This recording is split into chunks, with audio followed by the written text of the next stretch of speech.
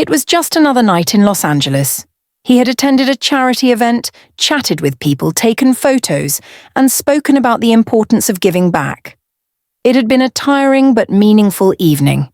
As he left the event, his driver was waiting for him. Normally, he would just hop in his car and head home.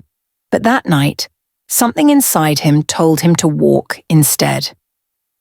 Sometimes, life has a way of leading you somewhere without you even realizing. The streets were dimly lit, and the city hummed with a quiet peace that only the night could bring. People were spilling out of bars, taxis were waiting for passengers, and Dwayne kept walking. Then, at the corner of a quiet street, he saw her. A little girl sitting alone on a cold bench. She wore a slightly dirty pink dress too big for her small frame. But the most striking thing wasn't her clothes. It was the little notebook she clutched tightly in her hands, as if it held her entire world. Dwayne stopped. He stood there for a few seconds, just looking at her. A child, alone at this hour? That wasn't right. He didn't hesitate. He walked straight over. "Hey, little lady. What are you doing out here all by yourself?" The girl flinched slightly at the sound of his voice and looked up at him. There was no fear in her eyes, but there was something even deeper. Hopelessness. She didn't answer. Instead, she opened her notebook, flipped through the pages, and pointed to a section written in big, bold letters. "My mom is in the hospital. I need help to save her." Dwayne felt his chest tighten. A lump formed in his throat. That's when he realized she couldn't speak. But her words, the ones she had written, they screamed louder than any voice ever could. He looked at the little girl again, studying her. This wasn't just a desperate plea for help. This was someone who was fighting for something. After a few moments, he nodded, closed the notebook gently, and said, "All right, little lady. Take me to your mom." The girl's eyes widened in shock. She hadn't expected that. She had probably shown her notebook to many people before, and every time, she had been ignored. But now here was someone who actually cared. Without hesitation, she clutched her notebook to her chest, grabbed Dwayne's hand, and together they started walking. That was the moment everything changed.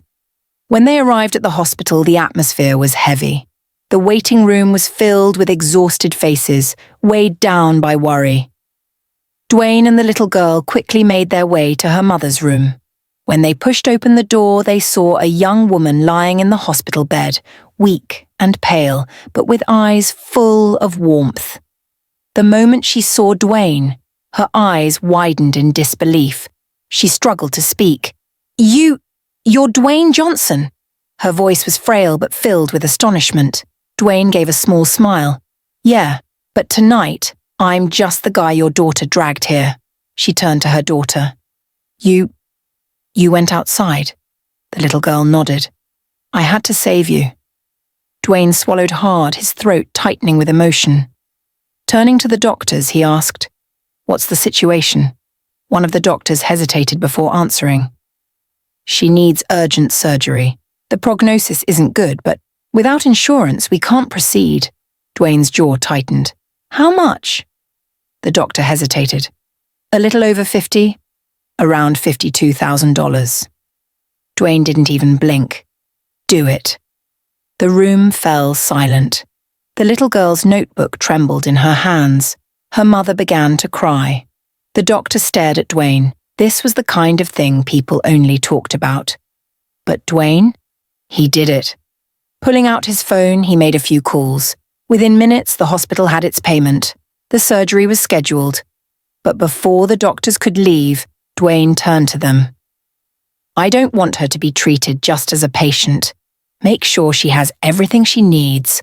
Let her know she's not alone." A few hours later, the surgery took place. Dwayne sat in the waiting room, the little notebook in his hands. He flipped through the pages, reading every word. Each sentence was a silent scream. And then, at the very end, he found a new message. "Thank you for not ignoring me. The world needs more people like you."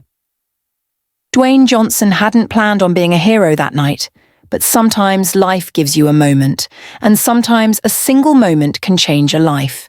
A small act of kindness can make the biggest difference, because sometimes all a person really needs is to be seen. If this story touched your heart, share it. A small act of kindness can create a big change.